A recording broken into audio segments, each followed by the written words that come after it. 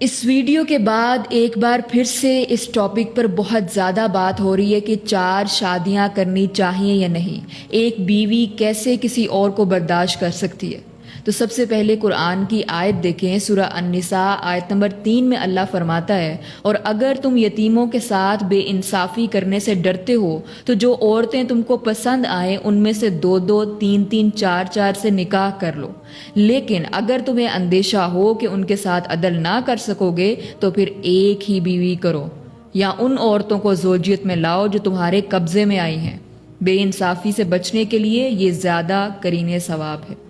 اب اس آیت کے کانٹیکسٹ کو سمجھیں۔ جنگ احد کے موقع پر بہت سے صحابہ شہید ہو گئے، ان کی بیواؤں اور یتیم بچوں کی کفالت اور ان کے مالی تحفظ کے لیے یہ آیت نازل ہوئی، کیونکہ عرب میں سب سے زیادہ ناانصافی عورتوں کے ساتھ ہوتی تھی، 10 20 شادیاں کر لی جاتی تھیں اور ان کے حقوق نہیں ادا کیے جاتے تھے۔ تو اس آیت میں ملٹیپل میرجز پر پابندی لگا کر اسے صرف 4 شادیوں تک محدود کیا ہے،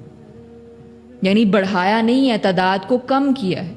اور پھر ایک ایسی کنڈیشن ساتھ لگائی ہے جس کو پورا کرنا آسان نہیں ہے، یعنی عدل۔ اور اللہ سبحانہ و تعالیٰ نے ساتھ ہی فرما دیا کہ اگر تمہیں اندیشہ ہو کہ تم عدل نہیں کر سکو گے تو پھر ایک بیوی پر ہی اکتفا کرو۔ اب کوئی انسان آپ کو دھوکہ دے، شادی سے پہلے کچھ کمٹمنٹ کرے اور شادی کے بعد بدل جائے، تو وہ تو ظاہر سی بات ہے کہ گناہ کر رہا ہے، لیکن اس کی وجہ سے آپ اللہ سبحانہ و تعالیٰ کی دی ہوئی اجازت پر سوال نہیں اٹھا سکتے۔ اور جو عورتیں بالکل بھی دوسری شادی کو برداشت نہیں کر سکتی تو وہ نکاح کے وقت جب کانٹریکٹ ہو رہا ہوتا ہے 2 لوگوں کے درمیان، تب یہ بات طے کریں کہ دیکھو بھئی میرا دوسری عورت کے ساتھ گزارا نہیں ہے، تو ابھی تم دیکھ لو کہ مجھ سے شادی کرنی ہے یا نہیں، تو طے کریں آپس میں۔ لیکن یہ کہنا کہ میری اجازت کے بغیر تم شادی کر ہی نہیں سکتے اور ایسے ریئیکٹ کرنا کہ جیسے دوسری شادی کوئی حرام عمل ہے، یہ غلط ہے۔ ازواج مطہرات نے بھی ایک دوسرے کے ساتھ زندگی گزاری ہے، صحابیات نے بھی زندگی گزاری ہے، رش کرتی تھی آپس میں، وہ تو ایک فطری عمل ہے۔ لیکن اگر عدل ہو رہا ہو، نان و نفقہ، گھر اور وقت میں عدل ہو رہا ہو، تو پھر آپ نے اللہ کی رضا میں راضی رہنا ہے۔